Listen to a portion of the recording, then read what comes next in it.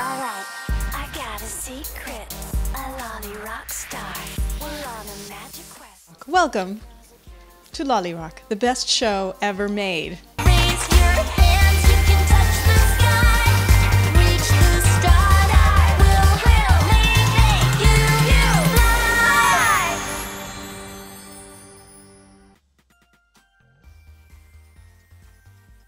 fly. LoliRock is about a normal girl, teenage girl, who grows up thinking she's a normal teenage girl and discovers she's actually a princess. I'm a princess from a magical land. Yes! We have been looking everywhere for you, and now we found you! And she has to help take back her magical land from the bad guy that has taken it over. So this is a big shock to her, but she has new friends who are also princesses, magical princesses, that are helping her out. And she also is part of their disguise on Earth is singing in a band called LoliRock. Wow, what an entrance.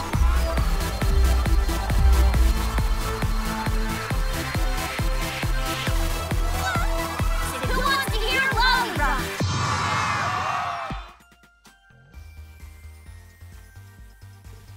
The different themes in LoliRock are basically friendship and the importance of how friendship and love overcome everything. Magic, there's a lot of magic in the show, and singing, music, and camaraderie and fun with music. Plus, there's also the good versus evil. Oh, what have you done? You ruined my precious monster! Never unexpected, always disappointing.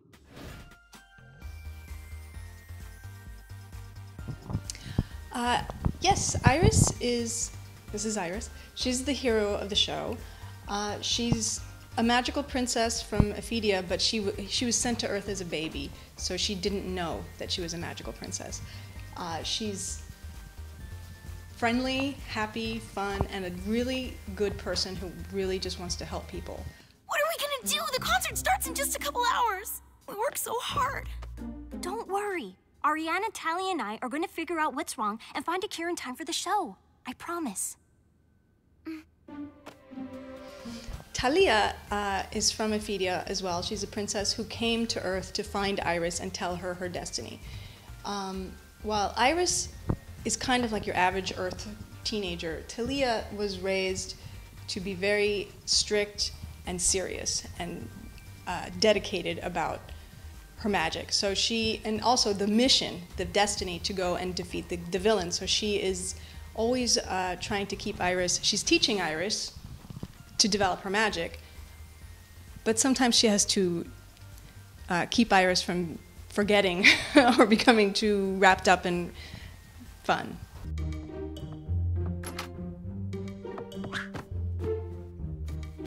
I don't think you're having enough fun on Earth. I'm not here to have fun. Oh, come on! Let me repay you for teaching me the Crystal Whisper spell by teaching you how to act with boys. Huh? Absolutely not. 1, you still haven't perfected the spell. 2, I know how to handle boys. And 3, I'm sure Mephisto and Praxina are behind this. Oh, you're too careful for your own good, Talia.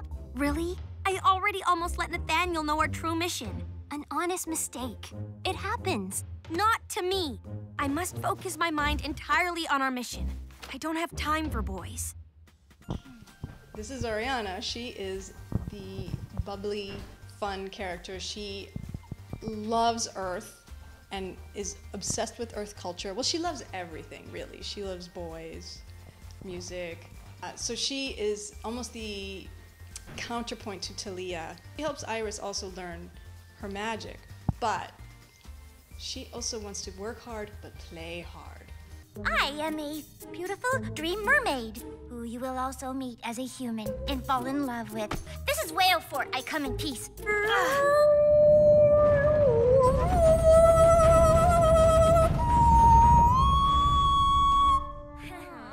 I'd say Talia is probably as far as seriousness, Talia is on one extreme, Oriana is the other extreme, and Iris is in the middle. This is Talia and Ariana. They're exchange students, and I figured that since we have plenty of room here, they could stay with us. Exchange students? Oh, how wonderful. What country are you from? Malta, Cirrus. Oh. My geography's pretty good, but I... They're teeny tiny countries. Almost nobody's heard of them. Welcome. Maybe you can teach Iris your language. She will learn quite a lot. And these are the bad guys. Grammar, who took over Ephedia, and they have to overthrow him. He took the throne away from Iris's parents, who were the queen and king. No matter what, they must not get the Oracle gems. But he cannot go to Earth. He's stuck in his castle on Ephedia, or Iris's castle, really. So he has sent his evil minions, Mephisto and Praxina, to do his work. Mephisto! Praxina! I'm listening. Talia and Ariana have found her. How? By listening to a lot of really bad singers. Mephisto and Praxina are twins. Praxina is serious and evil. Oh, that's right. We have a dragon. Who's a good, nasty dragon? And Mephisto is a little bit more goofy. Honestly, my original plan was to destroy you, help Grammar take over Ephedia, and then ask for a promotion. But now, I'd rather we just hung out and watched a movie. But also evil. He tends to be more incompetent, mess things up. They fight all the time. Can you stop thinking about jewelry for 1 second? You've got tons of it. And even though Mephisto is somewhat more incompetent, sometimes he will surprise you and come out with a brilliant plan. Those are the bad guys. Asking which is the favorite character is like asking which is your favorite child. I love all of them in their own way. Some of them are more fun to write than others. I think probably one of the most fun to write is Ariana, because she's so crazy, so fun, and doesn't see the world in a normal way. Yeah, and we figured out that on Earth, the easiest way to find you was to set up auditions for a band. I thought it would be super fun. So she's always a lot of fun to write. Iris is so good, though, and she's very relatable because she's like a normal teenage girl. So it's hard to not consider her your favorite or my favorite because you can relate to her more. But Ariana is a lot more fun to write. So. First of all, yes, I have pink hair. No. Do I have any common traits with the princesses? I feel like I'm mostly like Iris because she's a normal person, you know, who has a normal view of the world. I think I have a little bit of all of them, actually, because you always add little things from yourself into characters. So, you know, Iris is like, she loves to garden, and I love to garden. Oriana is a little bit insane, and I'm a little bit insane. And Talia is very serious sometimes and not very fun, and that sometimes happens to me as I'm no fun.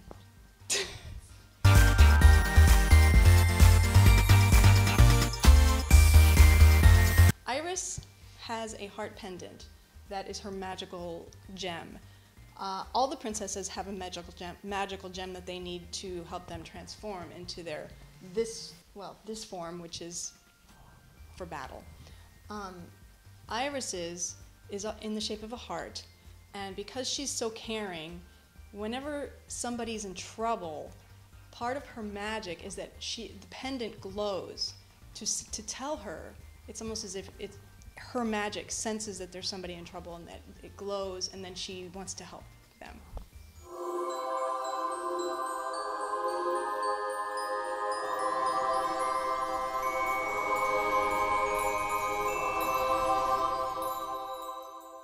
Someone needs help.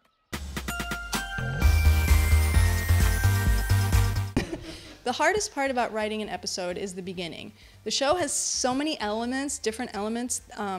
It has music, magic, comedy, bad guys, action. All of these things have, and a person that they need to help. So all of these things need to be put together in every episode. It's not so easy to come up with something that has all of these elements, but when it happens, it's like magic. It's wonderful. But you do have to get the comedy and the action and the everything. The heart.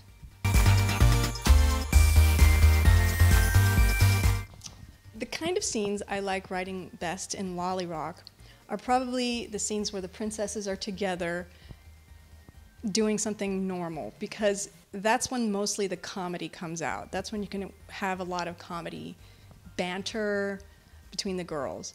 Iris, what are you doing? Oh, sorry. I was just writing a love poem. A love poem?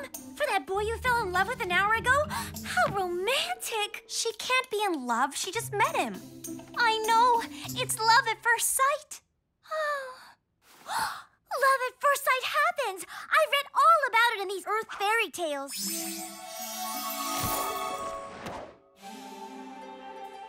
Fairy what?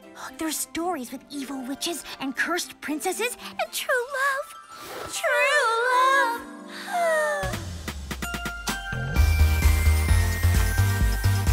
Oh, I really hope that everybody enjoys the show. I think it has something for everybody. It's very girly, but it also has a lot of really good action and good stakes, good and evil.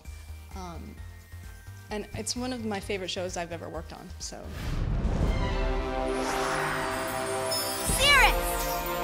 Volta! Ephedia!